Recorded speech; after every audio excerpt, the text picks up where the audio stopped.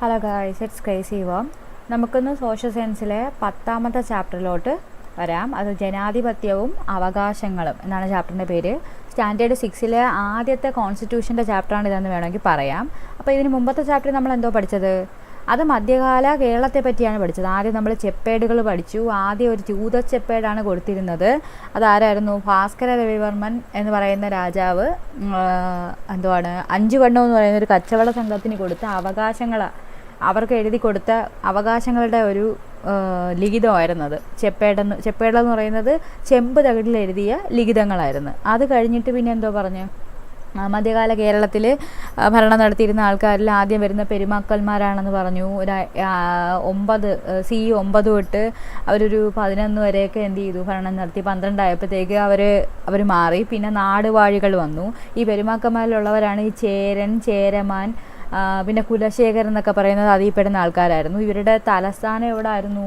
മഹോദയപുരമായിരുന്നു. അതിപ്പോഴത്തെ current കൊടുങ്ങല്ലൂരാണ്. പിന്നെ നമ്മൾ പറഞ്ഞ എന്തുവായിരുന്നു? അത് കഴിഞ്ഞിട്ട് വന്നവരാണ് നാടുവാഴികൾ എന്ന് പറയുന്നത്. പെരുമാക്കന്മാരുടെ അതിനുശേഷം വരുന്നത് നാടുവാഴികളിൽ പിന്നെ എന്തോ പറഞ്ഞത്?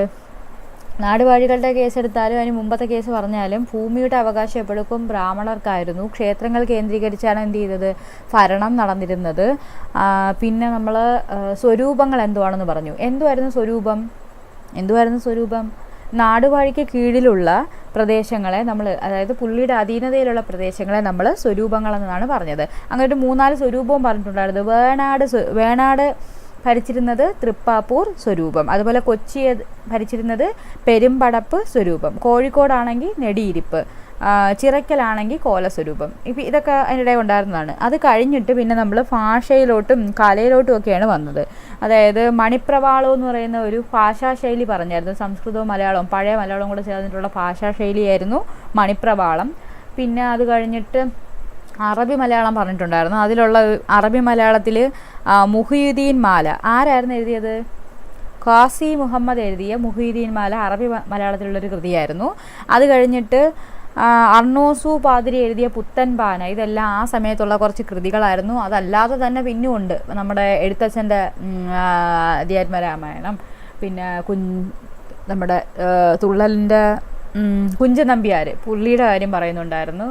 പിന്നെ അങ്ങനെ കുറച്ച് പേരുടെ കാര്യം ഓൾറെഡി പറയുന്നുണ്ട്. ഇത് അല്ലാതെ ഉള്ള കുറച്ച് കാര്യവും കൂടെ അതിലുണ്ടായിരുന്നു. പിന്നെ കുറച്ചുകൂടെ കഴിഞ്ഞപ്പോഴത്തേക്ക് എന്തായി? വിദ്യാകേന്ദ്രങ്ങളെ പറ്റിയായി. വിദ്യാകേന്ദ്രങ്ങളുടെ പേരെന്തുമായിരുന്നു? ശാലകളെന്നാണ് അറിയപ്പെട്ടിരുന്നത്. ക്ഷേത്രങ്ങളുമായി ബന്ധപ്പെട്ടിട്ടുള്ള ഇതുപോലുള്ള ഇതിനെ നമ്മൾ ശാലകളെന്നും, അതുപോലെ ബുദ്ധകേന്ദ്രങ്ങൾക്ക് അടുത്തുള്ള ഇതുമാതിരി ഉള്ള വിദ്യാകേന്ദ്രങ്ങളെ നമ്മൾ പള്ളികൾ എന്നും പറഞ്ഞിരുന്നു. അങ്ങനെയൊക്കെയാണ് പറഞ്ഞു വന്നുകൊണ്ടിരുന്നത്.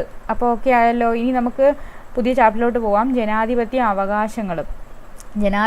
അവകാശങ്ങളും. ഇതിൽ എനിക്കൊരുപാട് ഹോംവർക്ക് ചെയ്യേണ്ടി വന്നൊരു ചാപ്റ്ററാണ്. ചാപ്റ്റർ ചെറുതാണ്, പക്ഷേ പറഞ്ഞു വരുമ്പോൾ ചിലപ്പോൾ ലോങ് ആയി പോകും. ഓക്കെ, തുടങ്ങാം. രാജ്യത്തെ എല്ലാ മേൽക്കോയ്മകൾക്കും എതിരായിട്ടാണ് നാം പറയുകയും പ്രവർത്തിക്കുകയും ചെയ്തിട്ടുള്ളത്. സ്വാതന്ത്ര്യവും ജനാധിപത്യവും സഹവർത്തിത്വവും സമത്വവുമുള്ള ഒരു രാഷ്ട്രത്തിന് വേണ്ടിയാണ് ഞാൻ പടവെട്ടുന്നത്. ഇത് നേടിയെടുക്കുകയാണ് എൻ്റെ ലക്ഷ്യം. ജനാധിപത്യ വ്യവസ്ഥയിൽ നിങ്ങളും ഞങ്ങളും തുല്യരാവുക എന്നുള്ളതാണ് ആര് പറഞ്ഞേക്കുന്നത്? നെൽസൺ മണ്ടേലയുടെ ഡയലോഗാണ് ഈ കൊടുത്തേക്കുന്നത്. ആരാ നെൽസൺ മണ്ടേല? ദക്ഷിണാഫ്രിക്കയിലെ ജനാധിപത്യ വിരുദ്ധ ഭരണകൂടത്തിനെതിരെ സമരം നയിച്ച നെൽസൺ മണ്ടേലയുടെ വാക്കുകളാണ് ഈ മുകളിൽ കൊടുത്തേക്കുന്നത്. അപ്പം പുള്ളി എവിടെ സമരം നടത്തിയ ആളാണ്? ദക്ഷിണാഫ്രിക്കയിലുണ്ടായിരുന്ന ജനാധിപത്യ വിരുദ്ധ ഭരണകൂടത്തിനെതിരെ സമരം നടത്തിയ വ്യക്തിയാണ് ആര്? നമ്മുടെ നെൽസൺ മണ്ടേല. എല്ലാവർക്കും തുല്യമായി പരിഗണിക്കുന്ന ജനാധിപത്യ വ്യവസ്ഥയാണ് അദ്ദേഹം എന്ത് ചെയ്തത്? സ്വപ്നം കണ്ടത്. എന്താണ് ജനാധിപത്യമെന്ന്? ജനങ്ങൾക്ക് വേണ്ടി. എന്താണ് ജനാധിപത്യം? ജനറലി അങ്ങനെ കേട്ടിട്ടുണ്ടോ? ജനങ്ങൾക്ക് വേണ്ടി ജനങ്ങളാൽ ഭരണം നടത്തുന്ന സംവിധാനത്തിനെയാണ് നമ്മൾ ജനാധിപത്യം എന്ന് പറയുന്നത്. ജനാധിപത്യ വിരുദ്ധ ഗവൺമെൻറ്റുകൾ എവിടെയൊക്കെ നിലനിന്നോ അവിടെയൊക്കെ ജനാധിപത്യ പ്രക്ഷോഭങ്ങളും ഉണ്ടായിട്ടുണ്ടെന്ന് ചരിത്രം നമ്മെ പഠിപ്പിക്കുന്നു. ശരിയാണല്ലോ. ജനാധിപത്യം കിട്ടാത്തടത്തെല്ലാം അവിടെ പ്രക്ഷോഭം നടന്നുകൊണ്ടിരിക്കുകയായിരിക്കും. ജനാധിപത്യ ഭരണക്രമത്തിന് വേണ്ടി നടന്ന സമരങ്ങളിൽ ശ്രദ്ധേയമായ ഉദാഹരണമാണ് എന്ത്? ഇന്ത്യയുടെ സ്വാതന്ത്ര്യ സമരം, ദക്ഷിണാഫ്രിക്കയുടെ സ്വാതന്ത്ര്യ സമരം. ഇതെല്ലാം എന്താണ്? നമുക്ക് ജനാധിപത്യത്തിന് വേണ്ടി നടന്ന ഫലങ്ങളാണ്. നെൽസൺ മണ്ടേലയെക്കുറിച്ചൊരു ബോക്സിൽ കൊടുത്തിട്ടുണ്ട്, നമുക്കൊന്ന് വായിച്ചു പോകാം. ദക്ഷിണാഫ്രിക്കയിലെ ട്രാൻസ്കോയി ഗ്രാമത്തിൽ കസോസ ഗോത്ര വിഭാഗത്തിൽ 1918 ജൂലൈ 18 1918 ജൂലൈ 18 ആര് ജനിച്ചു? നെൽസൺ മണ്ടേല ജനിച്ചു. ദക്ഷിണാഫ്രിക്കയിലെ നീഗ്രോ വംശജരുടെ അവകാശ സംരക്ഷണത്തിന് വേണ്ടി പോരാടി. ആഫ്രിക്കൻ നാഷണൽ കോൺഗ്രസിൻ്റെ മുൻനിര പോരാളിയായിരുന്നു. ആഫ്രിക്കൻ നാഷണൽ കോൺഗ്രസിൻ്റെ രാജ്യദ്രോഹ കുറ്റം ചുമത്തി തടവിലാക്കപ്പെട്ട അദ്ദേഹത്തിന് 26 വർഷവും 7 മാസവും 10 ദിവസവും ജയിലിൽ കഴിയേണ്ടി വന്നു. അപ്പോൾ എത്ര നാൾ പുള്ളി ജയിലിൽ കിടന്നു? 26 വർഷവും 7 മാസവും 10 ദിവസവും പുള്ളി എവിടെ കിടന്നു? ജയിലിൽ കിടന്നു. ഇനി അത് കഴിഞ്ഞിട്ട് എന്ത് പറ്റി? ജയിലിൽ കഴിയേണ്ടി വന്നു. 1900 ഫെബ്രുവരി 11 ജയിൽ മോചിതനായ ഇദ്ദേഹം 1994 മെയ് 10 ദക്ഷിണാഫ്രിക്കൻ പ്രസിഡൻ്റായി. അപ്പോൾ എന്നാ പ്രസിഡൻ്റായത്? 1994 മെയ് 10. പുള്ളി ജനിച്ചെന്നായിരുന്നു? 1918 ജൂലൈ 18 ജനിച്ചത്. 1994 മെയ് 10 പുള്ളി എന്തായി? ദക്ഷിണാഫ്രിക്കൻ പ്രസിഡൻ്റായി. എന്നിട്ട് പുള്ളി എന്നാ അന്തരിച്ചത്? 2013 ഡിസംബർ 5. 2013 ഡിസംബർ 5. അപ്പോൾ പുള്ളിയുടെ ഡെത്ത് ആനിവേഴ്സറി കഴിഞ്ഞ്. ഡിസംബർ 5 അല്ല, ഇതിപ്പോൾ ഡിസംബർ എത്രയായി? ഡിസംബർ 5 കഴിഞ്ഞ്. ഡിസംബർ 5 പുള്ളി എന്ത് ചെയ്തത്? മരിച്ചത്. പുള്ളിയുടെ 95-ാം വയസ്സിലാണ് അദ്ദേഹം എന്ത് ചെയ്തത്? അന്തരിച്ചത്. ദക്ഷിണാഫ്രിക്കൻ സ്വാതന്ത്ര്യ പോരാളി എന്ന് വേണമെങ്കിൽ നമുക്ക് പറയാം. ഇനി നമുക്ക് ഇങ്ങോട്ട് വരാം. അപ്പോൾ നെൽസൺ മണ്ടേല ആയില്ലേ? ദക്ഷിണാഫ്രിക്കയിലെ ട്രാൻസ്കോയി എന്ന ഗ്രാമത്തിൽ കസോസ ഗോത്രവർഗത്തിലാണ് പുള്ളി ജനിച്ചത്. എന്നാണ്? 1918 ജൂലൈ 18. പിന്നെ പുള്ളി 26 വർഷവും 4 മാസവും 10 ദിവസവും ജയിൽവാസം അനുഭവിച്ചു. ജയിലിൽ നിന്ന് പുറത്തു വന്നത് എന്നായിരുന്നു? അത് ഞാൻ പറഞ്ഞായിരുന്നു. പറഞ്ഞു. 1990 ഫെബ്രുവരി 11 പുള്ളി ജയിൽ മോചിതനായത്. 1994 മെയ് 10 പുള്ളി ആരായി? പ്രസിഡൻ്റായി. എവിടുത്തെ? ദക്ഷിണാഫ്രിക്കൻ പ്രസിഡന്റ്. അത് കഴിഞ്ഞിട്ട് 2013 ഡിസംബർ 5 പുള്ളി അന്തരിച്ചു. ഇനി ജനാധിപത്യ വ്യവസ്ഥയ്ക്ക് വലിയ സ്വീകാര്യത ലഭിക്കുമ്പോൾ തന്നെ വിവിധ രാജ്യങ്ങളിൽ ജനാധിപത്യേതര ഭരണ ഗവൺമെൻറ്റുകൾ നിലനിൽക്കുന്നു. എല്ലായിടത്തും എന്തല്ല? ജനാധിപത്യമല്ല നടക്കുന്നത്. പലയിടത്തും ജനാധിപത്യേതര ഗവൺമെൻറ്റുകളും നിലനിൽക്കുന്നു. എന്തെല്ലാം സവിശേഷതകളാണ് ജനാധിപത്യ ഗവൺമെൻറ്റുകളെ മറ്റുള്ളവരിൽ നിന്നും വ്യത്യസ്തമാക്കുന്നത്? എന്തൊക്കെ ഭരണക്രമങ്ങളാണ് ലോകത്ത് നിൽക്കുന്നത്? നമുക്ക് ഇങ്ങോട്ട് വരുമ്പോൾ കുറേ പത്ര കട്ടിങ്സ് ഉണ്ട്, അതിനകത്ത് നോക്കാം. ഭൂട്ടാൻ രാജാവ് 4 ദിവസത്തെ സന്ദർശനത്തിന് ഇന്ന് തലസ്ഥാനത്തെത്തും. ഇന്ത്യയിൽ ആസൂത്രണ കമ്മീഷന് പകരം വന്നതാണ് നീതി ആയോഗ്. അതൊക്കെ നമുക്കറിയാമല്ലോ. മ്യാൻമാറിൽ പട്ടാള ഭരണകൂടത്തിനെതിരെ ജനാധിപത്യവാദികൾ ശക്തമായ പ്രക്ഷോഭത്തിന് ഒരുങ്ങുന്നു. ബ്രൂണോയ് സുൽത്താൻ തൻ്റെ പിൻഗാമിയെ ഇന്ന് പ്രഖ്യാപിക്കും. അതായത് ഭരണക്രമങ്ങൾ ഓരോ രാജ്യത്തും ഓരോ തരത്തിലാണെന്ന് അറിയിക്കാൻ വേണ്ടിയാണ് ഈ വാർത്തകൾ പറഞ്ഞേക്കുന്നത്. ഇവിടെ ഭൂട്ടാൻ്റെ കാര്യം പറയുമ്പം അതെവിടാണ്? അത് രാജാവിൻ്റെ കാര്യം പറയുന്നുണ്ട്. അതുപോലെ മ്യാൻമാർക്ക് പട്ടാള ഭരണകൂടമെന്നും പറയുന്നുണ്ട്. അതേപോലെ ഇന്ത്യയിൽ ആസൂത്രണ കമ്മീഷന് വരും പുതിയ സംവിധാനം എന്നു പറയുന്നുണ്ട്. ബ്രൂണോയിൽ സുൽത്താൻ്റെ പിൻഗാമി എന്നും പറഞ്ഞിട്ടുണ്ട്. ഇത് നമുക്ക് എന്താ പറയാൻ പറ്റുന്നത്? രാജ്യവും അവിടുത്തെ ഗവൺമെൻറ്റുകളാണ്.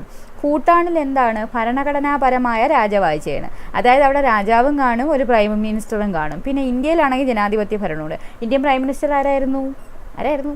നരേന്ദ്രമോദി. പിന്നെ നമ്മുടെ പ്രസിഡന്റ് ദ്രൗപദി മുർമു. ഇനി ബ്രൂണോയ് സുൽത്താൻ ഭരണമാണ്. മ്യാൻമാറിൽ പട്ടാള ഭരണമാണ്. നമുക്കിവിടെ ഉള്ള രാജാക്കന്മാരെയൊക്കെ ഒന്ന് നോക്കിയിട്ട് വരാം. എവിടെയോ ഞാൻ എടുത്തിട്ടിട്ടുണ്ടായിരുന്നു. വെയിറ്റ്. ബ്രൂണോയ്. ഈ ബ്രൂണോയ് ഞാനൊന്ന് ചെക്ക് ചെയ്തായിരുന്നു. ബ്രൂണോയ് എന്ന് പറയുന്നത് ഈ കുഞ്ഞു ദ്വീപ് രാഷ്ട്രം എങ്ങാണ്ടാണ് ബ്രൂണോയ്. ബ്രൂണോയ് എന്ന് പറയുന്നത് എവിടെ വരും? ഇതാണ് ഇന്ത്യ. ഈ ഒരു സെക്ഷനിൽ ആണ് ബ്രൂണോയ് എന്ന് പറയുന്നത് വരുന്നത്. പിന്നെ നമ്മൾ പറഞ്ഞത് ഭൂട്ടാൻ നമുക്കറിയാമല്ലോ. മ്യാൻമാർക്ക് ഇത് ഭൂട്ടാൻ കിടക്കുന്നു, നമ്മുടെ സിക്കിമിൻ്റെ അടുത്തായിട്ട് വരും. പിന്നെ ഏതാ പറഞ്ഞത്? ഉണ്ടായിരുന്നല്ലോ. ഇന്ത്യ. ബ്രൂണോയ്, മ്യാൻമാർ, ഭൂട്ടാൻ. എല്ലാം ആയല്ലോ. ഇനി നമുക്ക് അവിടെ ഉള്ള ആൾക്കാരെ കൂടെ ഒന്ന് നോക്കാം.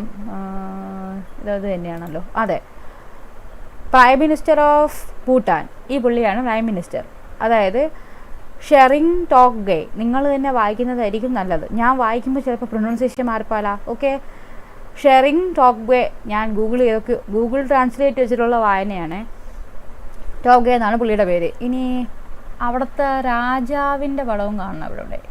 ഇതാണ് പുള്ളി ആണ് ഭൂട്ടാൻ്റെ രാജാവ്, കിങ് ഓഫ് ഭൂട്ടാൻ. അതെ, പുള്ളിയുടെ പേര് ജാക്മേ കെയ്സർ നംയാൽ വാങ്ചുക്.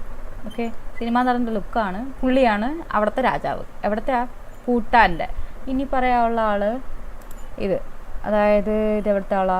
Sultan of ബ്രൂണോയ്. ബ്രൂണോയിലെ സുൽത്താൻ്റെ ആണ് ഈ കാണിക്കുന്നത്, ഹസനൽ ബോൾഖ.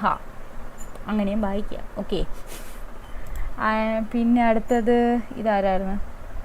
ഇത് മ്യാൻമാർക്കാണെന്നാണ് തോന്നുന്നത്.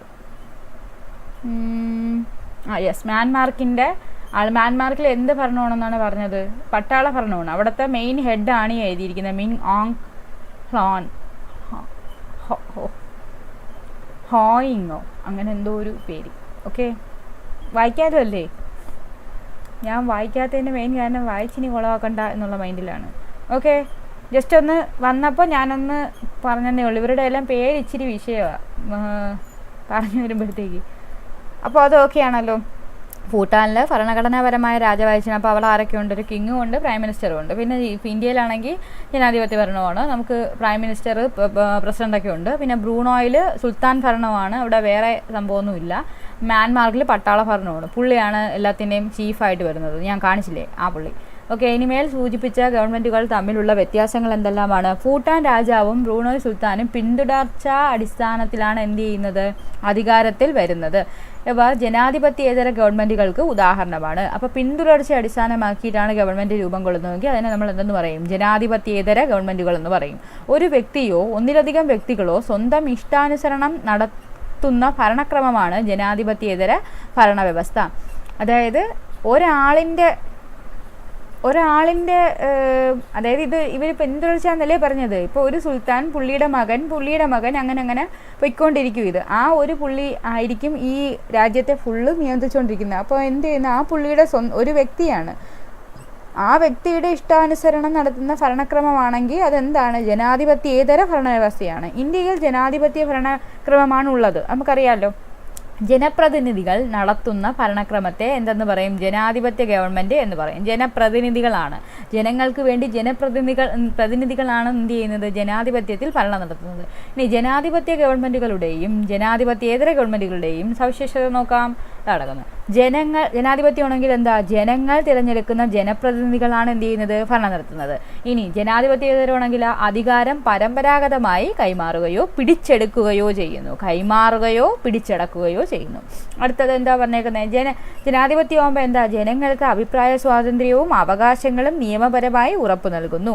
ജനങ്ങൾക്ക് എന്തുണ്ട്? അഭിപ്രായ സ്വാതന്ത്ര്യത്തിനുള്ള ഇതുണ്ട്, അതുപോലെ എന്തുണ്ട്? അവകാശങ്ങളും ഉണ്ട്. അതെല്ലാം എന്ത് ചെയ്യുന്നുണ്ട്? നിയമപരമായി ഉറപ്പുവരുത്തുന്നുണ്ട്. ഇനി ജനാധിപത്യേതര ഗവൺമെൻറ് ആണെങ്കിലോ ജനങ്ങൾക്ക് അഭിപ്രായ സ്വാതന്ത്ര്യവും അവകാശവും എന്തുണ്ട്? പരിമിതമാണ്. അത് ഉണ്ടെന്നിങ്ങനെ പറയാനേ ഉള്ളൂ, പരിമിതമായിരിക്കും. ഇനി ജനാധിപത്യ ഗവൺമെൻറ് വേറൊരു പ്രത്യേകത എന്തുവാ? ഭരണാധികാരികളും നിയമത്തിന് വിധേയരായി പ്രവർത്തിക്കുന്നു. എല്ലാവരും നിയമത്തിന് വിധേയരായിരിക്കും. ഏതിലാണ്? ജനാധിപത്യ ഗവൺമെൻറ്റിൽ. ജനാധിപത്യേതര ഗവൺമെൻറ് ആകുമ്പോഴോ ഭരണാധികാരി നിയമത്തിന് അതീതനാണ്. ആ പുള്ളിക്കത് ബാധകമേ അല്ല. കാരണം അവർ തീരുമാനിക്കുന്നതാണ് എന്ത്? നിയമം. ഈ ഏകാധിപതികളുടെ എല്ലാം പ്രശ്നം ഇതാണ്, അവർ തീരുമാനിക്കുന്നതാണ് നിയമം. അത് ചിലപ്പോൾ എന്ത് ചെയ്യാൻ പറ്റുന്നൊന്നുമില്ല, സാധാരണക്കാരനെ കൊണ്ട് അക്സെപ്റ്റ് ചെയ്യാൻ പറ്റാത്തപ്പോൾ എന്തുണ്ടാവും? അവിടെ പ്രക്ഷോഭങ്ങളുണ്ടായി, അവിടെ പുതിയ വിപ്ലവങ്ങൾ ഉണ്ടായിക്കൊണ്ടേയിരിക്കും. ഇനി ജനാധിപത്യ ഗവൺമെൻറ്റുകളുടെയും ജനാധിപത്യേതര ഗവൺമെൻറ്റുകളുടെയും സവിശേഷതകൾ മനസ്സിലാക്കി. ജനങ്ങളുടെ അഭിപ്രായത്തിനും ഒക്കെ അവിടെ വില ഉണ്ടെങ്കിൽ അതെന്താണ്? ജനാധിപത്യ ഗവൺമെൻറ്റാണ്. അഭിപ്രായ സ്വാതന്ത്ര്യത്തിനും അവകാശങ്ങളും പരിമിതമാണെങ്കിൽ അത് ജനാധിപത്യേതര ഗവൺമെൻറ്റാണ്. പിന്നെ എല്ലാവരും നിയമത്തിന് വിധേയരാകുന്നത് ജനാധിപത്യത്തിലും, അത് ഭരണാധികാരി നിയമത്തിന് അതീതനാകുന്നത് ജനാധിപത്യേതര ഗവൺമെൻറ്റിനും ആയിരിക്കും. ജനങ്ങൾ തിരഞ്ഞെടുക്കുന്ന പ്രതിനിധികളായിരിക്കും എന്ത് ചെയ്യുന്നത്? ജനാധിപത്യത്തിൽ ഭരണം നടത്തുന്നത്. ജനാധിപത്യേതര ഗവൺമെൻറ്റിലാണെങ്കിൽ അത് ആരായിരിക്കും? പരമ്പരാഗതമായി കൈമാറുന്നതോ പിടിച്ചെടുക്കുന്നതോ ആയിട്ടുള്ള ഇതായിരിക്കും ഭരണം നടത്തുന്നത്. ഓക്കെ ആയല്ലോ. ഇനി ലോകത്ത് ഭൂരിഭാഗം രാജ്യങ്ങളും സ്വീകരിച്ചിരിക്കുന്നത് ജനാധിപത്യ ഭരണക്രമമാണ് തന്നല്ലോ. മറ്റുള്ള സമ്പ്രദായങ്ങളെ അപേക്ഷിച്ച് അതിനുള്ള മേന്മകളാണ് ഈ കൊടുത്തിരിക്കുന്നത്. ജനാധിപത്യ ഗവൺമെൻറ്റിൻ്റെ മേന്മകൾ: ജനാഭിലാഷം മാനിക്കുന്നു, അതായത് ജനങ്ങളുടെ അവകാശങ്ങൾക്കും അവർക്ക് സ്വാതന്ത്ര്യം ഉണ്ടെന്നുള്ള. ഇനി വ്യക്തി സ്വാതന്ത്ര്യം സംരക്ഷിക്കുന്നു, ഉണ്ടല്ലോ. ഭരണാധികാരികളും ജനങ്ങളും ഒരേ നിയമത്തിന് വിധേയരാണ്. നിയമം എല്ലാവർക്കും ഒരുപോലെയാണ്. ഭരണാധികാരികൾ ജനങ്ങളോട് കടപ്പെട്ടിരിക്കുന്നു. അവിടുത്തെ മെയിൻ ആൾ നമ്മളാണ്, മീൻസ് ജനങ്ങളാണ്. ജനങ്ങളെ സേവിക്കാനാണ് നമ്മൾ ജനപ്രതിനിധികളെ രൂപീകരിച്ച് വിടുന്നത്. മീൻസ് നമ്മൾ തിരഞ്ഞെടുത്ത മീൻസ് നമ്മൾ വോട്ടിട്ടാണല്ലോ ജയിക്കുന്നത്. അങ്ങനെ അപ്പോൾ ഈ ഭരണാധികാരികൾ ആരോട് കടപ്പെട്ടതായിരിക്കും? ജനങ്ങളോട് കടപ്പെട്ടിരിക്കുന്നു എന്നാണ് ജനാധിപത്യ ഗവൺമെൻറ്റിൻ്റെ മേന്മയിൽ ഉൾപ്പെടുത്തിയിരിക്കുന്നത്. ഓക്കെ, ഇനി നമുക്ക് നോക്കാം. ജനാധിപത്യേതര ഗവൺമെൻറ്റുകൾ പരിചയപ്പെട്ടല്ലോ. അപ്പോൾ ഇതിനകത്തുനിന്ന് ഏതാണ് ജനാധിപത്യം, ഏതാണ് ജനാധിപത്യേതരം എന്ന് കണ്ടുപിടിക്കാനാണ് പറഞ്ഞേക്കുന്നത്. നോക്കാം. ജനാധിപത്യവുമായി ബന്ധപ്പെട്ടവയ്ക്ക് നമുക്ക് ടിക്ക് കൊടുക്കണം, മറ്റത് ക്രോസ് ചെയ്യാം. കൃത്യമായ കാലപരിധിയിൽ തിരഞ്ഞെടുപ്പ് നടക്കുന്നു. അതെവിടെ ആയിരിക്കും? ജനാധിപത്യത്തിലായിരിക്കും. തലമുറകളായി കൈമാറുന്ന ഭരണക്രമമാണെങ്കിൽ അത് ജനാധിപത്യേതരമായിരിക്കും. ജനപ്രതിനിധികളുടെ ഭരണമാണെങ്കിൽ ജനാധിപത്യമായിരിക്കും. രാജാവിൻ്റെ, സുൽത്താൻ്റെ അല്ലെങ്കിൽ പട്ടാള മേധാവിയുടെ ഭരണമാണെങ്കിൽ അതെന്താണ്? അത് ജനാധിപത്യേതരമായിരിക്കും. വ്യക്തി സ്വാതന്ത്ര്യം നിലനിൽക്കുന്നു, ജനാധിപത്യം. കോടതികൾക്ക് നിയന്ത്രണം ഉണ്ടെങ്കിൽ എന്ത് പറ്റും? നിയന്ത്രണം ഉണ്ടോ? അങ്ങനെയാണെങ്കിൽ അത് ജനാധിപത്യേതരമായിരിക്കും. ജനാഭിലാഷം മാനിക്കുന്നെങ്കിൽ അത് ജനാധിപത്യമായിരിക്കും. ഓക്കെ ആയല്ലോ. ജനാധിപത്യ ഗവൺമെൻറ്റുകളെ ഇതര ഗവൺമെൻറ്റുകളിൽ നിന്നും വ്യത്യസ്തമാക്കുന്ന പ്രധാന ഘടകം അവ ഉറപ്പ് നൽകുന്ന അവകാശമാണ്. പൗരന്മാർക്ക് എന്ത് കൊടുക്കണം? അവകാശങ്ങൾ കൊടുക്കണം. പൗരന്മാർക്ക് ജനാധിപത്യ ജീവിതം സാധ്യമാകണമെങ്കിൽ പൗരാവകാശങ്ങൾ നിലനിൽക്കണം. ജനാധിപത്യ രാജ്യമായ ഇന്ത്യയിൽ നമുക്ക് ലഭ്യമായ ഏതാനും അവകാശങ്ങളിൽ ചിലത് കൊടുത്തിട്ടുണ്ട്. ഏതൊക്കെയാണ്? ജീവിക്കാനുള്ള അവകാശം, വിദ്യാഭ്യാസത്തിനുള്ള അവകാശം, അഭിപ്രായ സ്വാതന്ത്ര്യത്തിനുള്ള അവകാശം, സംഘടനാ സ്വാതന്ത്ര്യം. ഇതെല്ലാം ഇനിയിപ്പം അടുത്ത ടെക്സ്റ്റ് വരില്ലേ, അടുത്ത 7ാം ക്ലാസ്സിൽ, ഇത് ഡീറ്റെയിൽ ആയിട്ട് ആർട്ടിക്കിൾ വൈസ് ഒക്കെ ആയിരിക്കും പറഞ്ഞുകൊണ്ടിരിക്കുന്നത്. കുറേ കൂടെ ഡീറ്റെയിൽ ആയിട്ട് വരും. ജനറൽ ഐഡിയ കിട്ടാനുള്ള കാര്യമാണ് പറഞ്ഞുകൊണ്ടിരിക്കുന്നത്. ജനാധിപത്യത്തിൽ നമുക്ക് തരുന്ന അവകാശങ്ങൾ, പൊതുവെ ചില അവകാശങ്ങളിൽ പെടുന്നതാണ് എന്ത്? ജീവിക്കാനുള്ളത്, വിദ്യാഭ്യാസത്തിനുള്ള അവകാശം, അഭിപ്രായ സ്വാതന്ത്ര്യത്തിനുള്ള അവകാശം, സംഘടനാ സ്വാതന്ത്ര്യം. അതെല്ലാം എന്താണ്? നമ്മുടെ അവകാശങ്ങളിൽ പെടും. ഈ അവകാശങ്ങൾ എല്ലാ രാജ്യങ്ങളിലെയും ജനങ്ങൾക്ക് ഉണ്ടോ? ഇല്ല. ജനാധിപത്യ രാജ്യങ്ങളിൽ മാത്രമാണ് എന്ത് ചെയ്യുന്നത്? ഇത്ര അവകാശങ്ങൾ ഫലപ്രദമായി സംരക്ഷിക്കപ്പെടുക. അതിനേതാണ്ട് താഴെ ഒരു കൊച്ചിൻ്റെ ഫറാ ബക്കർ എന്ന് പറഞ്ഞൊരു ഒരാളുടെ ഇത് എഴുതിയിട്ടുണ്ട്, വായിച്ചു നോക്കാം. സ്പെയിൻ യാത്രയിൽ നിന്നും ഗിത്താർ പഠിക്കുന്നതിൽ നിന്നും എൻ്റെ സ്വപ്നങ്ങൾ മാറിയിരിക്കുന്നു. ജീവനോടെ ഇരുന്നാൽ മതി. അധിനിവേശമില്ലാതെ സ്വതന്ത്രരായി സമാധാനത്തോടെ ജീവിക്കുന്നത് എങ്ങനെയുണ്ടാകും? ഞാൻ ഒരിക്കലും അതറിഞ്ഞിട്ടില്ല. അത്രയ്ക്ക് മനോഹരമാണോ അത്? ബാല്യം കാലം മുതൽ യുദ്ധഭൂമിയിൽ ജീവിക്കേണ്ടി വന്ന 16-കാരിയായ പാലസ്തീൻ പെൺകുട്ടിയുടെ വാക്കുകളാണിത്. ഇപ്പോഴും അവിടെ പ്രശ്നം നടക്കുവാണ് അല്ലേ? ഇസ്രായേൽ, ഇപ്പോൾ ഇറാനിലും പ്രശ്നമുണ്ട്, ഇസ്രായേലുണ്ട്, ആ ഏരിയ പാലസ്തീൻ, ആ ഏരിയ ഫുള്ള് പ്രശ്നങ്ങൾ നടന്നുകൊണ്ടിരിക്കുകയാണ്. ആഭ്യന്തര കലാപങ്ങൾ അങ്ങനെ. ഇപ്പോൾ ഈ ഇടയ്ക്ക് സിറിയയിലും എന്തോ ആഭ്യന്തര കലാപമാണ്, ഇന്ത്യക്കാരെല്ലാം ഇങ്ങോട്ട് തിരിച്ചു വരണമെന്ന് പറഞ്ഞുകൊണ്ടിരിക്കുകയാണ്. അപ്പം എന്തോ പറഞ്ഞിരിക്കുന്നത്, സ്വപ്നം കാണാൻ പോലും സാധിക്കാത്ത വിധം യുദ്ധം ഫറാ ബക്കറിൻ്റെ എല്ലാ പ്രദേശങ്ങളും തകർത്തു. ഇതുപോലെ സ്വാതന്ത്ര്യം, സമാധാനം, അവകാശങ്ങൾ എന്നീ പദങ്ങളുടെ അർത്ഥം എന്തെന്നറിയാതെ ധാരാളം പേര് ഈ ലോകത്ത് ജീവിച്ചിരിപ്പുണ്ട്. എന്താണ് അവകാശം? ഒരു പൗരന് മെച്ചപ്പെട്ട ജീവിതം കൈവരിക്കുന്നതിനും തൻ്റെ ശേഷിയും കഴിവും വികസിപ്പിക്കുന്നതിന് സഹായകമായതും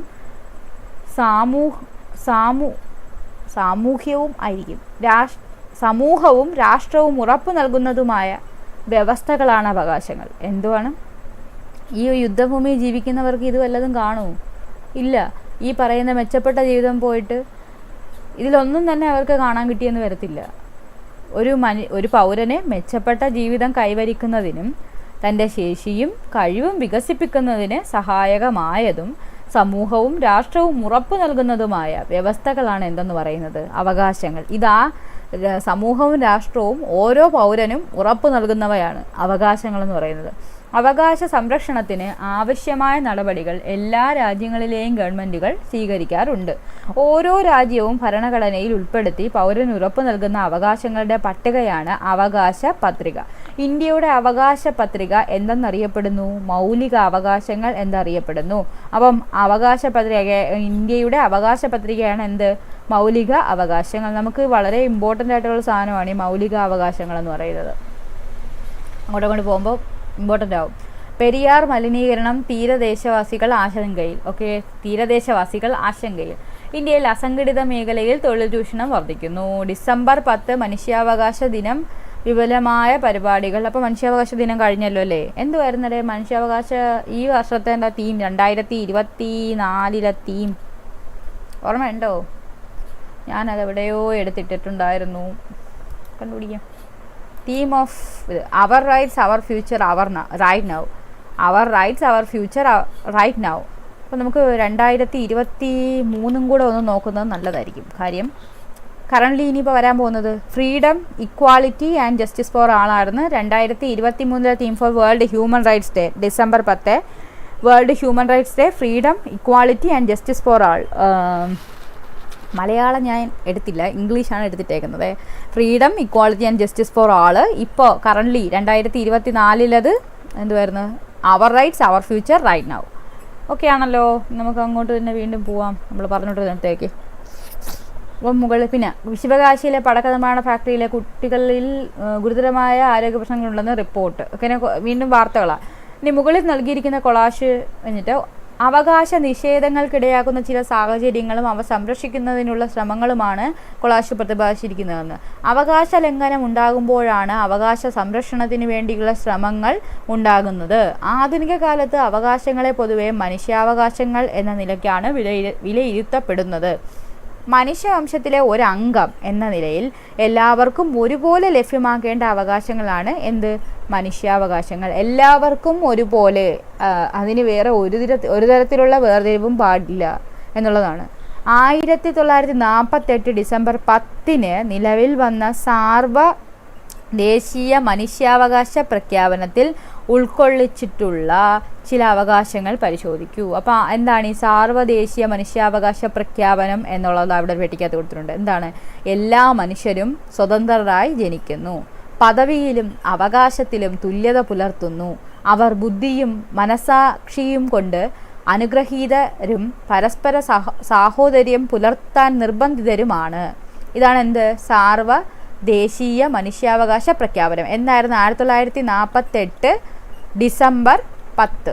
ഓക്കെ, മനുഷ്യാവകാശ ദിനം എന്നായിരുന്നു? ഡിസംബർ 10 അല്ലേ? 2024 എന്തോന്നായിരുന്നു നമ്മുടെ പ്രമേയം? അവർ പേര് പോയി, വീണ്ടും പോയി. Our rights our future right now. Our rights 2024 പ്രമേയം our rights our future right now. Okay, നമുക്ക് വീണ്ടും വരാം. അതിലുള്ള കുറച്ച്, അതായത് ഈ സാർവദേശീയ മനുഷ്യാവകാശ പ്രഖ്യാപനം എന്നായിരുന്നു 1948 ഡിസംബർ 10 നിലവിൽ വന്നപ്പോൾ അത് ഉൾക്കൊള്ളിച്ചിട്ടുള്ള കുറച്ച് അവകാശങ്ങളാണ് കൊടുത്തേക്കുന്നത്. എന്തൊക്കെയാണ്? ജീവിക്കാനുള്ള അവകാശം, സ്വാതന്ത്ര്യത്തിനുള്ള അവകാശം, സംഘടനാ സ്വാതന്ത്ര്യം, തൊഴിലവകാശം, സംസ്കാരവും ഭാഷയും ലിപിയും സംരക്ഷിക്കാനുള്ള അവകാശം. ഇതൊക്കെ ബേസിക്സ് ആയിട്ടുള്ള കാര്യങ്ങളാണ്. മനുഷ്യാവകാശ സംരക്ഷണത്തിന് വേണ്ടി ഇന്ത്യ ഗവൺമെൻറ് ദേശീയ തലത്തിലും സംസ്ഥാന തലത്തിലും നിരവധി നടപടികൾ കൈക്കൊണ്ടിട്ടുണ്ട് മനുഷ്യാവകാശം സംരക്ഷിക്കാൻ വേണ്ടി. അവയിൽ പ്രധാനപ്പെട്ടതാണ് എന്ത്? ദേശീയ മനുഷ്യാവകാശ കമ്മീഷൻ്റെയും സംസ്ഥാന മനുഷ്യാവകാശ കമ്മീഷൻ്റെയും രൂപീകരണം. ഇവിടെ എന്തോ ഒരു പെട്ടിക്കകത്ത് കൊടുത്തേക്കുന്നത്. ജീവിക്കാനുള്ള അവകാശം എന്നാൽ അന്തസ്സോടെയുള്ള ജീവിതം ജീവിതം എന്നാണ് അർത്ഥമാക്കുന്നത്. ശുദ്ധവായു, ശുദ്ധജലം, മതിയായ പോഷകാഹാരം എന്നിവയൊക്കെ ജീവിക്കാനുള്ള അവകാശത്തിൻ്റെ ഭാഗമാണ്. ഓക്കെ, നമുക്ക് ദേശീയ മനുഷ്യാവകാശ കമ്മീഷനിലോട്ട് വരാം. മനുഷ്യാവകാശ സംരക്ഷണത്തിന് വേണ്ടി ദേശീയ തലത്തിൽ കൈക്കൊണ്ട പ്രധാന നടപടിയാണ് ദേശീയ മനുഷ്യാവകാശ കമ്മീഷൻ്റെ രൂപീകരണം. ഈ ദേശീയ മനുഷ്യാവകാശ കമ്മീഷൻ, സംസ്ഥാന മനുഷ്യാവകാശ കമ്മീഷൻ, ഇങ്ങനെ കുറേ കമ്മീഷനുകളുണ്ട്, മീൻസ് കമ്മീഷനുകൾ ഉണ്ട്. ഇത് തിരിച്ചും മറിച്ചും ഇങ്ങനെ ചോദിച്ചുകൊണ്ടിരിക്കും. അപ്പോൾ ഇങ്ങനെയുള്ള ചാപ്റ്റർ എന്നൊക്കെയാണ് ഇതിൻ്റെ ബേസിക്സ് സ്റ്റാർട്ട് ചെയ്തിട്ടുള്ളത്. നോക്കാം. ദേശീയ മനുഷ്യാവകാശ കമ്മീഷനെ പറ്റിയാണ് തുടങ്ങുന്നത്. എന്തിനായിരുന്നു തുടങ്ങിയത്? ദേശീയ തലത്തിൽ മനുഷ്യാവകാശ സംരക്ഷണത്തിന് വേണ്ടിയാണ് ആരംഭിച്ചത്. 1993 പാർലമെൻറ്റ് പാസ്സാക്കിയ മനുഷ്യാവകാശ സംരക്ഷണ നിയമം അനുസരിച്ചാണ് കമ്മീഷൻ എന്ത് ചെയ്തത്? രൂപം നൽകിയത്. നമ്മൾ സാർവദേശീയ മനുഷ്യാവകാശ പ്രഖ്യാപനം 1948 അല്ലേ? അതെ, 48 എന്നിട്ട് വീണ്ടും ഒരുപാട് ടൈം എടുത്തിട്ടാണ് എന്ത് വന്നത്? 1993 എന്ത് സംഭവിച്ചിരിക്കുന്നത്? ഈ പറഞ്ഞ നമ്മുടെ മനുഷ്യാവകാശ സംരക്ഷണ നിയമം അനുസരിച്ച് ഒരു കമ്മീഷൻ രൂപം നൽകുന്നത്. ദേശീയ മനുഷ്യാവകാശ കമ്മീഷനിൽ ചെയർമാൻ ഉൾപ്പെടെ എത്ര അംഗങ്ങളുണ്ട്? 5 അംഗങ്ങൾ ഉണ്ടാകും. റിട്ടയർ ചെയ്ത ഒരു സുപ്രീം കോടതി ജസ്റ്റിസ് ആയിരിക്കും കമ്മീഷൻ്റെ ചെയർമാൻ. ഇതിൽ എനിക്ക് തോന്നുന്നു എന്തെങ്കിലുമൊക്കെ ചേഞ്ച് വന്ന് കാണും. കാര്യം ഈ ബുക്ക് പഴയതാണ്, ഇത് കഴിഞ്ഞിട്ട് വന്ന ഇതാണ്. ഇവിടെ കൊടുത്തേക്കുന്ന ആളാരാ? ജസ്റ്റിസ് രംഗനാഥ മിശ്ര. മനുഷ്യാവകാശ കമ്മീഷൻ്റെ ആദ്യ ചെയർമാനാണ് ആര്? ജസ്റ്റിസ് രംഗനാഥ മിശ്ര. അപ്പം ഇപ്പോഴത്തെ ചെയർമാൻ നോക്കണ്ടേ? ഈ സംസ്ഥാന ഇതും കൂടെ പറഞ്ഞിട്ട് നോക്കാം കേട്ടോ. ദേശീയ മനുഷ്യാവകാശ കമ്മീഷൻ്റെ ചുമതല എന്തെന്നൊക്കെയാണ്? മനുഷ്യാവകാശ ലംഘനവുമായി ബന്ധപ്പെട്ട പരാതികളിൽ മേൽ എന്ത് ചെയ്യുക? അന്വേഷണം നടത്തുക. ജയിലുകളിലും മറ്റും സന്ദർശിച്ച് അന്തേവാസികളുടെ ജീവിത സൗകര്യം പഠിച്ച് ശുപാർശകൾ നൽകുക. മനുഷ്യാവകാശ സംരക്ഷണത്തിന് ഫലപ്രദമായ നിർദ്ദേശങ്ങൾ നൽകുക. മനുഷ്യാവകാശ രംഗത്ത് പ്രവർത്തിക്കുന്ന സന്നദ്ധ സംഘടനകളെ എന്ത് ചെയ്യുക? പരിപോഷിപ്പിക്കുക. ഇതെല്ലാം എന്തിൽ വരുന്നതാണ്? മനുഷ്യാവകാശ കമ്മീഷൻ്റെ ചുമതലയിൽ വരുന്നതാണ്. അപ്പോൾ ഇപ്പം നമ്മൾ പറഞ്ഞത് ദേശീയ മനുഷ്യാവകാശ കമ്മീഷൻ. ഇനി ആരുണ്ട്? സംസ്ഥാന മനുഷ്യാവകാശ കമ്മീഷനുണ്ട്. അപ്പോൾ എല്ലാ സംസ്ഥാനങ്ങൾക്കും എന്ത് കാണും? ഓരോ മനുഷ്യാവകാശ കമ്മീഷൻ കാണും. സംസ്ഥാന മനുഷ്യാവകാശ കമ്മീഷൻ എന്നാണ് രൂപം കൊണ്ടത്? കമ്മീഷൻ രൂപം നൽകിയിട്ടുണ്ട്. അത് 1998 കേരള സംസ്ഥാന മനുഷ്യാവകാശ കമ്മീഷൻ നിലവിൽ വന്നു. അപ്പോൾ 1993 ദേശീയ മനുഷ്യാവകാശ കമ്മീഷൻ നിലവിൽ വന്നത്. അടുത്ത 1998 എന്താ? കേരള ഹ്യൂമൻ റൈറ്റ്സ് കമ്മീഷൻ നിലവിൽ വരുന്നത്. 1948 ഡിസംബർ 10 സാർവദേശീയ മനുഷ്യാവകാശ പ്രഖ്യാപനം. ഓക്കെ ആണല്ലോ. ഒരു ചെയർമാനും 2 അംഗങ്ങളും അടങ്ങുന്നതാണ് സംസ്ഥാന മനുഷ്യാവകാശ കമ്മീഷൻ. ഇപ്പോൾ പറയുന്ന ഒരു ചെയർമാനും 2 അംഗങ്ങളുമാണ് എന്തിലുള്ളത്? സംസ്ഥാന മനുഷ്യാവകാശ കമ്മീഷനിലുള്ളത്. ദേശീയ മനുഷ്യാവകാശ കമ്മീഷനിൽ നിക്ഷിപ്തമായിരിക്കുന്ന ചുമതലകൾ തന്നെയാണ് എവിടെയുള്ളത്? സംസ്ഥാന മനുഷ്യാവകാശ കമ്മീഷനിലും ഉള്ളത്. മനുഷ്യാവകാശങ്ങൾ നിഷേധിക്കപ്പെട്ടാൽ മനുഷ്യാവകാശ കമ്മീഷനെ സമീപിക്കാവുന്നതാണ്. ഇനി നമുക്ക് കറൻ്റ്ലി ആരാണ്, എന്താണ് എന്നൊക്കെ നോക്കാം. ഇതല്ലല്ലോ,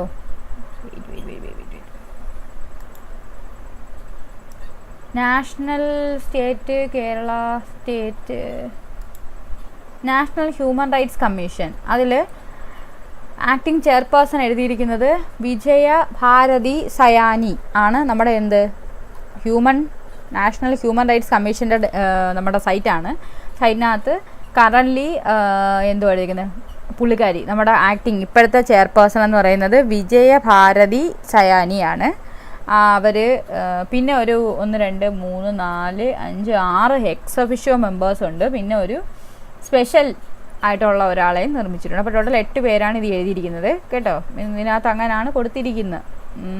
ഓക്കെ, ക്ലിയർ ആണല്ലോ. അപ്പം വിജയഭാരതി സയാനിയാണ് നമ്മുടെ ആക്ടിങ് ചെയർപേഴ്സൺ ഓഫ് ഏതാണ്? നാഷണൽ ഹ്യൂമൻ റൈറ്റ്സ് കമ്മീഷൻ്റെ ആളാണ്. അപ്പം ഇനി കേരള സ്റ്റേറ്റ് ഹ്യൂമൻ റൈറ്റ്സിലോട്ട് പോകാം. ഇത് നമ്മൾ കേരള സ്റ്റേറ്റ് ഹ്യൂമൻ റൈറ്റ്സ് കമ്മീഷൻ്റെ സൈറ്റാണ്. അത് അവിടെ ഉള്ള ആരാ? ചെയർപേഴ്സൺ എന്ന് പറയുന്നത് നമ്മുടെ ജസ്റ്റിസ് അലക്സാണ്ടർ തോമസ് ആണ്. ജസ്റ്റിസ് അലക്സാണ്ടർ തോമസ് പുള്ളി. പിന്നെ ഒരു 2 മെമ്പർ ഉണ്ട്. പിന്നെ ഒരു സെക്രട്ടറി കൊടുത്തിട്ടുണ്ട്. മെമ്പറായിട്ടുള്ളതൊരു ബൈജുനാഥും ഒരു VK ബീനാകുമാരി എന്ന് പറഞ്ഞ് 2 മെമ്പേഴ്സ് എഴുതിയിട്ടുണ്ട്. ക്ലിയർ ആയല്ലോ. അപ്പം അലക്സാണ്ടർ തോമസ് ആണ് നമ്മുടെ കേരള മനുഷ്യാവകാശ അല്ലെങ്കിൽ കേരള സംസ്ഥാന മനുഷ്യാവകാശ കമ്മീഷൻ ചെയർപേഴ്സൺ. നമ്മുടെ നാഷണലാണെങ്കിൽ വിജയ ഭാരതി സയാനി.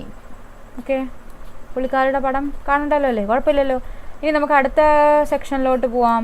അവിടെ ഇനി അടുത്തത് കുട്ടികളുടെ അവകാശങ്ങളാണ് പറയാൻ പോകുന്നത്. കുട്ടി എന്തോ പറഞ്ഞേക്കുന്നത്? അഭിപ്രായ സ്വാതന്ത്ര്യം എൻ്റെയും അവകാശമാണ്. പിന്നെ പേരിനും ദേശീയതയ്ക്കും എനിക്ക് അവകാശമുണ്ട്. പിന്നെ പഠിക്കാൻ എനിക്ക് അവകാശമുണ്ട്. ബാലവേലയിൽ നിന്ന് സംരക്ഷണവും എൻ്റെ അവകാശമാണ്. എന്നിട്ട് എന്താ എഴുതിയിരിക്കുന്നത്? കുട്ടികളുടെ ഏതാനും അവകാശങ്ങൾ മുകളിൽ കൊടുത്തിട്ടുണ്ട്. കണ്ടല്ലോ, എന്തൊക്കെയാണ് കുട്ടികളുടെ അവകാശങ്ങൾ? ബാല്യത്തിൻ്റെ ശാരീരികവും മാനസികവുമായ അവസ്ഥ കുട്ടികളെ സവിശേഷ പരിഗണന അർഹിക്കുന്നവരാക്കുന്നു. അതിനാൽ കുട്ടികളുടെ അവകാശ സംരക്ഷണം വളരെ പ്രധാനമാണ്. വിദ്യാഭ്യാസം കുട്ടികളുടെ പ്രധാന അവകാശമാണ് തന്നല്ലോ.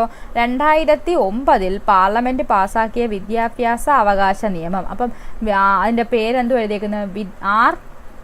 RTE ആക്ട്, വിദ്യാഭ്യാസ അവകാശ നിയമം.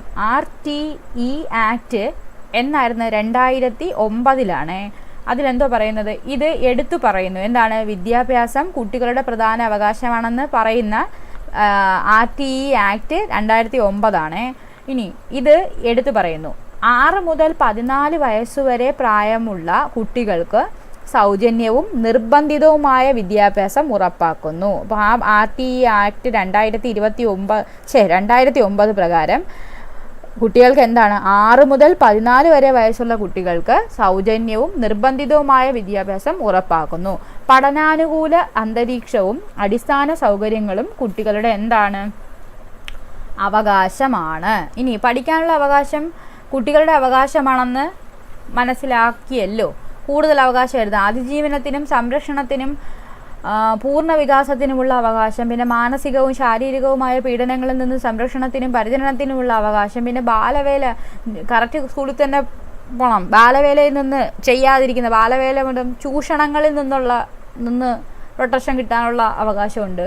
ചൂഷണങ്ങൾക്ക് വിധേയരാവാതിരിക്കാൻ അത് അവരുടെ അവകാശമാണ്. അതേപോലെ ഈ ബാലവേലയിൽ നിന്ന് എന്തുവാണ് രക്ഷ നേടാൻ, ബാലവേല ചെയ്യാതിരിക്കാൻ അതും അവരുടെ അവകാശമാണ്. അതാണ് ഇവിടെ ആദ്യം പറഞ്ഞ കുട്ടി ബാലവേലയിൽ നിന്നും സംരക്ഷണത്തിനും എൻ്റെ അവകാശമാണ്.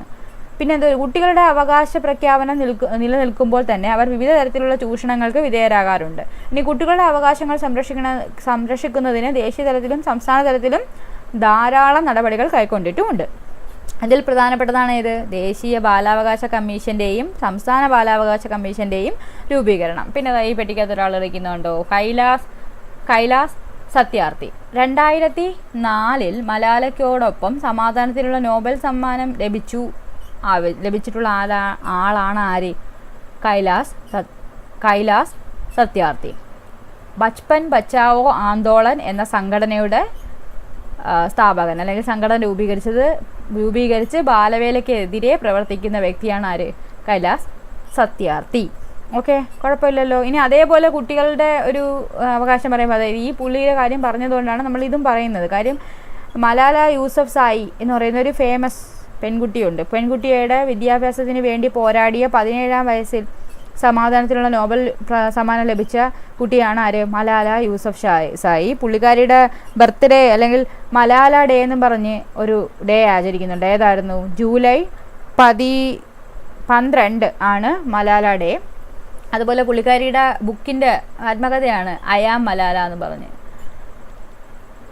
അയാം മലാല എന്ന് പറഞ്ഞ് പുള്ളിക്കാരിയുടെ ഒരു ബുക്കുണ്ട്. ആത്മകഥ കണക്ക് എന്തുവാണ്?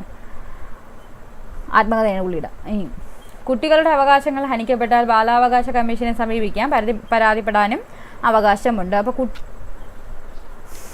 കുട്ടികളുമായിട്ട് ബന്ധപ്പെട്ടുള്ള അവകാശങ്ങൾ സംരക്ഷിക്കാൻ വേണ്ടിയിട്ടാണ് എന്തുണ്ടാക്കി വെച്ചേക്കുന്നത്? ദേശീയ ബാലാവകാശ കമ്മീഷനും സംസ്ഥാന ബാലാവകാശ കമ്മീഷനും. ഇനി നമ്മുടെ കൈലാസ് സത്യാർത്ഥിക്ക് ഏത് വർഷമാണ് നോബൽ കിട്ടിയത് സമാധാനത്തിനുള്ള? 2014 മലാല യൂസഫ്സായിയുമായിട്ടാണ് പങ്കിട്ടത്. അപ്പോൾ ബാലാവകാശ കമ്മീഷൻ കൂടെ പോയി നോക്കിയിട്ട് വരാം. ബാലാവകാശ കമ്മീഷൻ അതല്ലല്ലേ, സ്റ്റേറ്റ് കമ്മീഷൻ ചൈൽഡ് റൈറ്റ്, ഇത് കേരള അല്ലേ? അത് വുമൺ കമ്മീഷൻ, അതുമല്ലല്ലോ. നാഷണൽ ചൈൽഡ് പ്രിയങ്ക് കനുൻഗോ എന്നാണ് കിട്ടിയത്. ഞാൻ സെർച്ച് ചെയ്തപ്പോഴത്തേക്ക് national child rights protection commission chairman 2024 Priyanka Kanungo ആണ്. 2018 തൊട്ട് പുള്ളിയാണ് വർക്ക് ചെയ്യുന്നതെന്ന് പറഞ്ഞു. അല്ലാതെ ഇതിൻ്റെ സൈറ്റിൽ കയറി നോക്കുമ്പോഴത്തേക്ക് അവിടെ ഒന്നും കാണിക്കുന്നില്ല, വേക്കൻ്റ് ആയിട്ടാണ് കാണിച്ചുകൊണ്ടിരിക്കുന്നത്. എന്താണെന്ന് എനിക്ക് മനസ്സിലായില്ല. വേണ്ട, വേക്കൻ്റ് ആയിട്ടാണ് കൊടുത്തേക്കുന്നത്. ചെയർപേഴ്സൺ വേക്കൻ്റ് ആണ്, കുറച്ച് മെമ്പേഴ്സ് എഴുതിയിട്ടുണ്ട്. ഇത് നമ്മുടെ എന്താണ് സൈറ്റേ കുറച്ച് കംപ്ലൈൻ്റ് ആണ്. National commission for protection of child rights അവിടെ. ഓക്കെ, ഇനി കേരള സ്റ്റേറ്റിൻ്റെ കേസിൽ ഇതല്ലേ Kerala state commission for protection of child rights. അതിനകത്താണെങ്കിൽ ആളുണ്ട്, ഇത് അടക്കുന്നത്. ചെയർപേഴ്സൺ KV മനോജ് കുമാർ ആണ് നമ്മുടെ കേരള സംസ്ഥാന ബാലാവകാശ commission chairperson. KV Manoj Kumar. Okay ആണല്ലോ, KV മനോജ് കുമാർ. നമുക്ക് ഇതിനകത്ത് കയറി നോക്കിക്കഴിഞ്ഞാൽ കമ്മീഷൻ്റെ ഈ ഇങ്ങനെയുള്ള ഗവൺമെൻറ് സൈറ്റിനകത്തെല്ലാം കോൺസ്റ്റിറ്റ്യൂഷൻ ഓഫ് ദ കമ്മീഷൻ എന്നൊക്കെ പറഞ്ഞ് കൊടുത്തിട്ടുണ്ട്. അതിലൊക്കെ ചുമ്മാ കയറി കുത്തി നോക്കുമ്പോഴത്തേക്ക് നമുക്കറിയാം അതിനകത്ത് ആരൊക്കെയാണ് ഉള്ളത്. നോക്കി, ഒരു ചെയർപേഴ്സണും 1 2 3 4 5 6 മെമ്പേഴ്സും ഉള്ളൊരു കമ്മീഷനാണ് എന്ത് കൊടുത്തേക്കുന്നത്, Kerala state commission for protection of child rights എന്ന് പറഞ്ഞ് കൊടുത്തേക്കുന്നത്. കാര്യം ഇപ്പോഴത്തെ ഒരു PSCയുടെ സ്വഭാവം വെച്ചിട്ട് ഇതിൽ ആര് മെമ്പറല്ല എന്നൊക്കെ ആയിരിക്കും ചിലപ്പോൾ ചോദിക്കുന്നത്. അതുകൊണ്ട് പറഞ്ഞതാണ്. അപ്പം കമ്മീഷൻ സൈറ്റിനകത്ത് ഇതെല്ലാം അവൈലബിൾ ആണ്. എബൌട്ട് അസിനകത്ത് എല്ലാം ഉണ്ട്. കമ്മീഷനെ പറ്റിയും കമ്മീഷനകത്ത് അതിൻ്റെ കൺസ്ട്രക്ഷൻ എങ്ങനെയാണെന്നൊക്കെ പറഞ്ഞ് എല്ലാം ഉണ്ട്. ഓക്കെ, നമ്മളിപ്പോൾ ഇനി നമുക്ക് എങ്ങോട്ട് പോകാം? അടുത്തത് സ്ത്രീകളുടെ അവകാശങ്ങളിലാണ്. മറ്റേ സ്ത്രീധന പീഡനവും പ്രത്യേക എന്തുവാണ് വിശ്രമ കേന്ദ്രം വേണം, അതുപോലെ എല്ലാ അവകാശം, വനിതാ സെൽ രൂപീകരിക്കണം, നിർഭയ സുരക്ഷ ഉറപ്പാക്കാൻ നടപടി വേണം, തദ്ദേശ ഭരണ സ്ഥാപനങ്ങളിൽ സംവരണം വേണം 50%. അങ്ങനെ മുകളിൽ കൊടുത്ത വാർത്തകൾ നോക്കൂ. സ്ത്രീകളുടെ അവകാശ സംരക്ഷണവുമായി ബന്ധപ്പെട്ട ചില നടപടികളാണ് അത് സൂചിപ്പിക്കുന്നത്. സ്ത്രീകൾക്കെതിരായ വിവേചനം അവസാനിപ്പിക്കുന്നതിനും അവരുടെ ഉന്നമനത്തിനും 1979 സ്ത്രീ വിവേചന ഉന്മൂലന ഉടമ്പടി ഐക്യരാഷ്ട്രസഭ അംഗീകരിക്കുകയുണ്ടായി. എന്ന് വെച്ചാൽ ഐക്യരാഷ്ട്രസഭയാണ്, ഇന്ത്യയിലൊന്നുമല്ല, UN ആണ്. 1979 എന്താ അംഗീകരിച്ചു എന്നാണ് പറയുന്നത്? സ്ത്രീ വിവേചന ഉന്മൂലന ഉടമ്പടി ഐക്യരാഷ്ട്രസഭ അംഗീകരിക്കുകയുണ്ടായി. അതിൻ്റെ കാര്യങ്ങളെല്ലാം കൊടുത്തിട്ടുണ്ട്. അതിനകത്ത് വരുന്നതാണ് ഈ തുല്യ ജോലിക്ക് എന്ത് കൊടുക്കണം? തുല്യ വേതനം കൊടുക്കണം. രാഷ്ട്രീയ സാമ്പത്തിക സാമൂഹ്യ മേഖലകളിൽ തുല്യ പരിഗണന നൽകണം. സ്കോളർഷിപ്പുകൾ, പഠന സഹായങ്ങൾ എന്നിവ ഉപയോഗപ്പെടുത്തുന്നതിൽ തുല്യ അവസരം നൽകണം. തുല്യ വേതനം. ഓക്കെ, തുല്യ വേതനം, തുല്യ പരിഗണന, തുല്യ അവസരം. ഇനി എല്ലാ നിലയിലും പുരുഷനും തുല്യമായ പരിഗണന സ്ത്രീയുടെ അവകാശമാണ്. എല്ലാ നിലയിലും പുരുഷന് തുല്യമായ പരിഗണന സ്ത്രീയുടെ അവകാശമാണ്. സ്ത്രീയുടെ അവകാശ സംരക്ഷണത്തിനായി ദേശീയ തലത്തിൽ ദേശീയ വനിതാ കമ്മീഷനും സംസ്ഥാന തലത്തിൽ സംസ്ഥാന വനിതാ കമ്മീഷനും പ്രവർത്തിക്കുന്നു. സ്ത്രീകൾക്കെതിരായ അതിക്രമങ്ങൾ, അവകാശ നിഷേധങ്ങൾ എന്നിവയുമായി ബന്ധപ്പെട്ട പരാതികൾ കമ്മീഷന് സമർപ്പിക്കാവുന്നതാണ്. പരാതി അന്വേഷിച്ച് ആവശ്യമായ നടപടികൾ എന്ത് ചെയ്യും? കമ്മീഷൻ കൈക്കൊള്ളുന്നു. അപ്പോൾ നമുക്ക് ഇത് ജസ്റ്റ് ഇങ്ങനെ സ്റ്റാർട്ടിങ് ആയതുകൊണ്ടാണ് എന്ത് ചെയ്യുന്നത്, ഇങ്ങനെ പറഞ്ഞു പോയിക്കൊണ്ടിരിക്കുന്നത്. ഓരോ കമ്മീഷൻ ഇന്ന വിഭാഗക്കാർക്ക് വേണ്ടി ഇന്ന കമ്മീഷനുണ്ട്, കുട്ടികൾക്ക് വേണ്ടി ബാലാവകാശ കമ്മീഷനുണ്ട്, അതുപോലെ മനുഷ്യാവകാശ സംരക്ഷണത്തിനായി മനുഷ്യാവകാശ കമ്മീഷനുകളുണ്ട്. അതുപോലെ ഇപ്പോൾ പറഞ്ഞത് വനിതാ കമ്മീഷൻ്റെ കാര്യമാണ്. നമുക്ക് വനിതാ കമ്മീഷനിൽ പോയി നോക്കാം. വനിതാ കമ്മീഷൻ ഇവിടെ കണ്ടായിരുന്നല്ലോ. ഇതെന്തുവായിരുന്നു? നാഷണൽ കമ്മീഷൻ ഫോർ വുമൺ എന്ന് പറയുമ്പോൾ ഇവരാണ് നമ്മുടെ ചെയർപേഴ്സൺ വിജയ കെ രഹത്കർ ആണ് ചെയർപേഴ്സൺ. ഏതിൻ്റെയാണ്? നമ്മുടെ നാഷണൽ കമ്മീഷൻ ഫോർ വുമണിൻ്റെ ചെയർപേഴ്സണാണ് വിജയ കെ രഹത്കർ. പുള്ളിക്കാരി ഇപ്പം ഈ ഇടയ്ക്കാണ് നിയമിതയായത്. 2024 ഒക്ടോബർ 22 പുള്ളിക്കാരി നിയമിതയായിട്ടുള്ളത്. പിന്നെ ഇനി ഒരു 2 പേരും കൂടെ എങ്ങാണ്ട് ഉണ്ട്. അതാണ്ട് ഒരു മെമ്പർ, പിന്നെ വീണ്ടും ഒരു മെമ്പർ 3 പേരുണ്ട് കേട്ടോ. 3 മെമ്പേഴ്സും കൂടെ കാര്യവും കൂടെ എഴുതിയിട്ടുണ്ട്. ഡീറ്റെയിൽസ് എല്ലാം ഇതിനകത്തുണ്ട്. 3 മെമ്പേഴ്സും. അപ്പോൾ ടോട്ടലി 4 പേരാണ് ഇതിനകത്തുള്ളത്. ഒരു ചെയർപേഴ്സണും കറൻ്റ്ലി 3 മെമ്പേഴ്സും. ഓക്കെ, പേരെന്ത് വരുന്നത്? വിജയ കെ രഹത്കർ.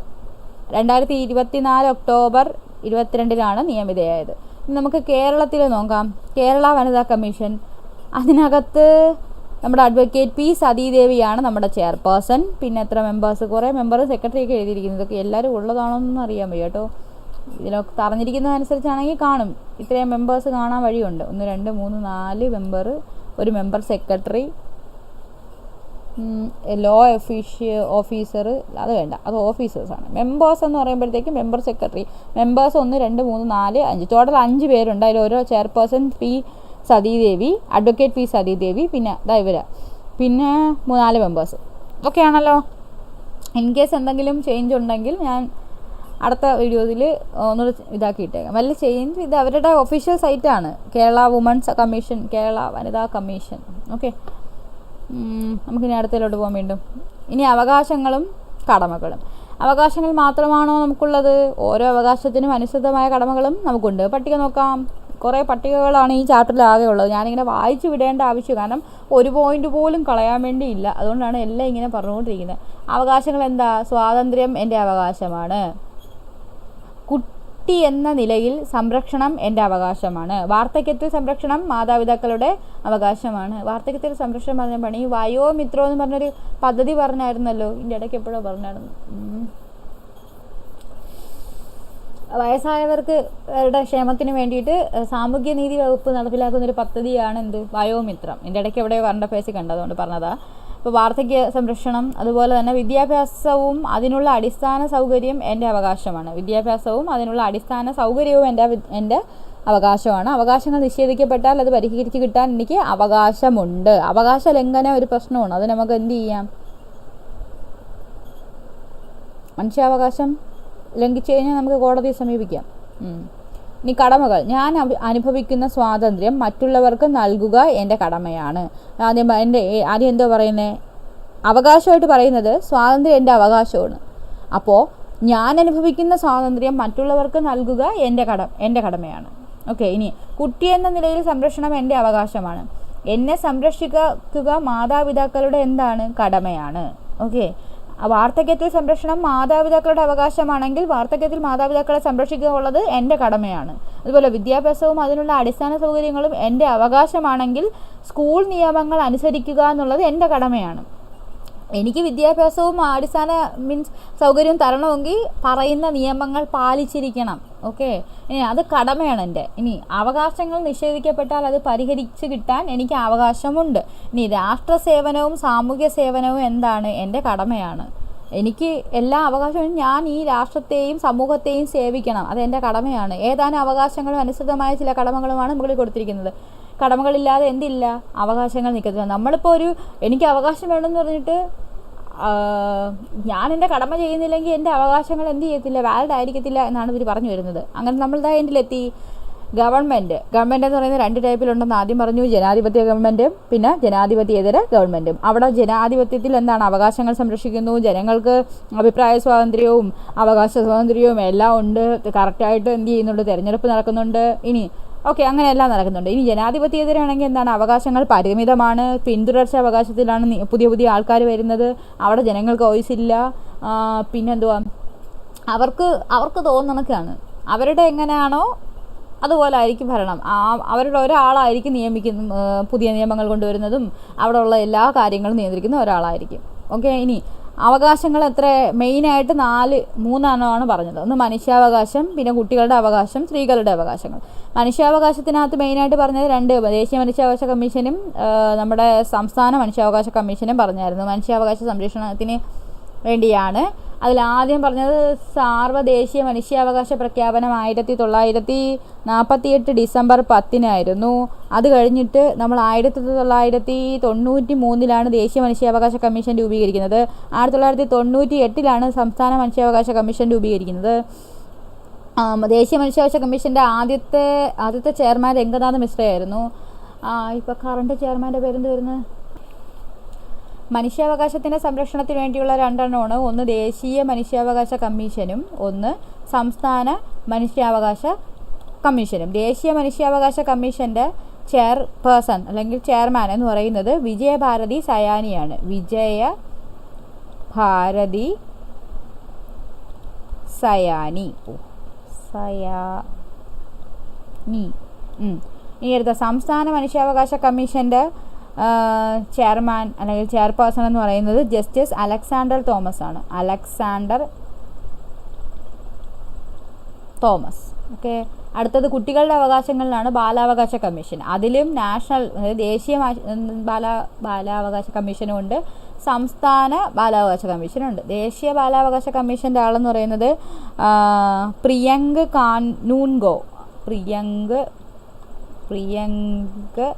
കാനൂൻഗോ. പിന്നെ ഉള്ള സംസ്ഥാന ബാലാവകാശ കമ്മീഷൻ്റെ ചെയർപേഴ്സൺ അല്ലെങ്കിൽ ചെയർമാൻ എന്ന് പറയുന്നത് KV മനോജ് കുമാറാണ്. മനോജ് കുമാർ. ഓക്കെ. അടുത്ത സ്ത്രീകളുടെ അവകാശത്തിനാണ് വനിതാ കമ്മീഷൻ. നാഷണൽ വുമൻസ് കമ്മീഷനും ഉണ്ട്, സ്റ്റേറ്റ് ഉണ്ട്. ഓക്കെ. നാഷണൽ വുമൻ കമ്മീഷൻ്റെ ആൾ ഇപ്പം അങ്ങോട്ട് നിയമിതരായതേ ഉള്ളൂ. ആരാണ്? വിജയ കെ റഹത്കർ. അടുത്തത് ഇത് പി സതീദേവി. ഓക്കെ, എല്ലാം കൂടി ഇങ്ങനെ എഴുതിയപ്പോഴത്തേക്ക് ഒരുമാതിരിയായി. എങ്കിലും ഇത്രയും കാര്യങ്ങളാണ് നമ്മൾ ഇതിൽ പഠിച്ചത്. മെയിനായിട്ട് എന്താണ് കുറച്ച് അവകാശങ്ങൾ പറഞ്ഞത്, മനുഷ്യാവകാശം, കുട്ടികളുടെ അവകാശം, സ്ത്രീകളുടെ അവകാശം, അതുമായിട്ട് ബന്ധപ്പെട്ടിട്ടുള്ള എന്താണ് കുറച്ച് നമ്മുടെ കമ്മീഷനുകൾ, അതിൻ്റെ കാര്യമെല്ലാം പറഞ്ഞിട്ടുണ്ട്. ആകെ അത്രയേ ഉള്ളൂ. Thanks for watching and thanks for learning with me.